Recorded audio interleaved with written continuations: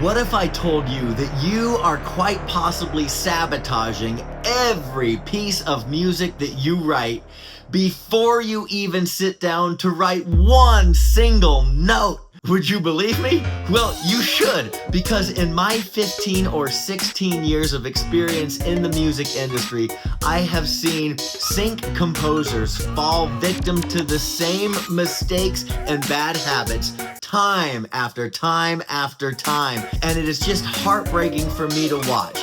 Now, luckily, none of these pitfalls or bad habits are anything that can't be fixed extremely quickly, but you need to know what the mistakes are and why those things are even mistakes in the first place. And once you understand all of that, then I promise you, you will start to make better and better music that is more usable to the TV industry, because really that's what it's all about. And there is nothing worse than seeing composers and hearing their music and understanding that it is of a very high production level and very high talent level as far as compositions go, but the music is just not appropriate for use in TV. The editors will never select that piece of music. And to watch very talented composers and producers see no results after years of making what they think is extremely cool music, and then watching their career never take off because music libraries never sign their music,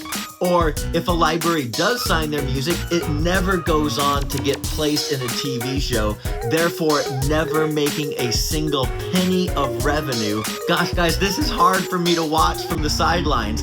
Hello, rock stars, Matt Vanderbo here, and welcome to the first day of your new class. This is Music 102.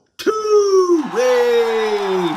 Now, this video is going to serve simply as the introduction for the future videos that will follow it, but I want to give you a bird's eye view as to what this class is going to cover and basically what it encapsulates as a whole. So, this is Music 102, and I am calling it Before You Compose, because everything I'm going to teach you in this class is all about the strategies and the habits that you need to have before you even sit down with a guitar or at the keyboard or at your DAW to write a piece of music that is geared towards placements in TV shows. There are certain things that you can do as a composer that will make your music stand a much better chance at being successful in this world.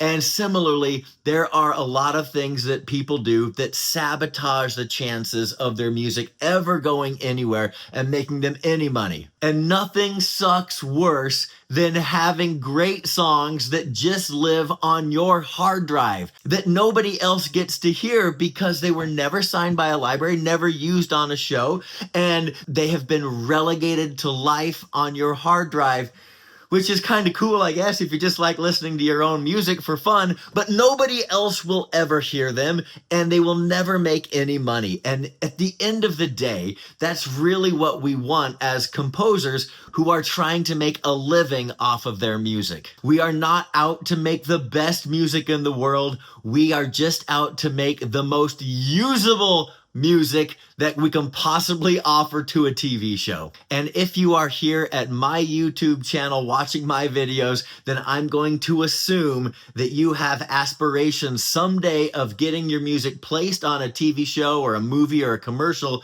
so that you can make some money off of your passion, and furthermore, eventually get to the point where you can be a full-time musician where this becomes your sole or primary source of income.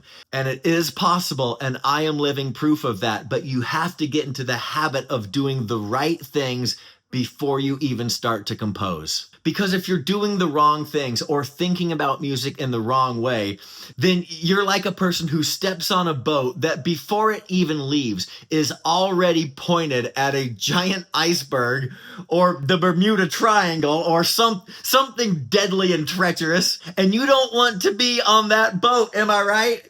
You want to be the guy who steps on the boat that is already pointed to some tropical paradise that is like heaven on earth. And that's what this class is going to get you to do. It is going to point you to the tropical paradise or the land of plenty, or whatever you want to call it, rather than pointing yourself at the Bermuda Triangle. So I have distilled all of the knowledge that I've amassed through the past decade and a half of working in the music industry, specifically the sync side of the music industry, and I've kind of put it all into what I think will be about 15 videos that will comprise this Music 102 class. So these will start rolling out here at the tail end of 2025. Right now it is about Halloween time, 2025.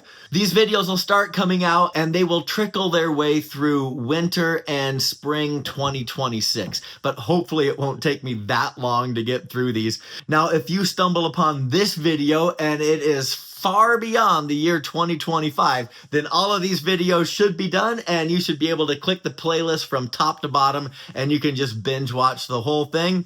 Be like a little college student who's cramming for a final.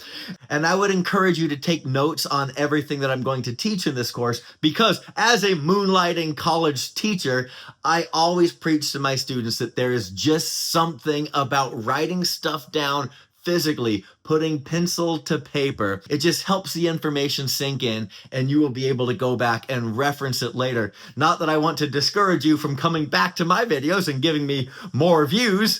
Well, please feel free to do that, but also please take notes. You will never be able to keep all of this stuff in your head, especially if you are brand new to the business. Now, eventually, everything I teach in this class will become second nature to you, but you have to do it enough times to make it second nature, and that just takes time. So take notes, rewatch these videos if you need to. Please subscribe to this channel so you can get notifications when the new videos are uploaded. So now, as has become the custom in a lot of my videos, I'm going to close with a joke. This one courtesy of the Dad Joke 3000. Woo! What's the best thing about moving to Switzerland? The flag is a big plus. They're not all going to be winners. All right, catch you rock stars later. Toodles!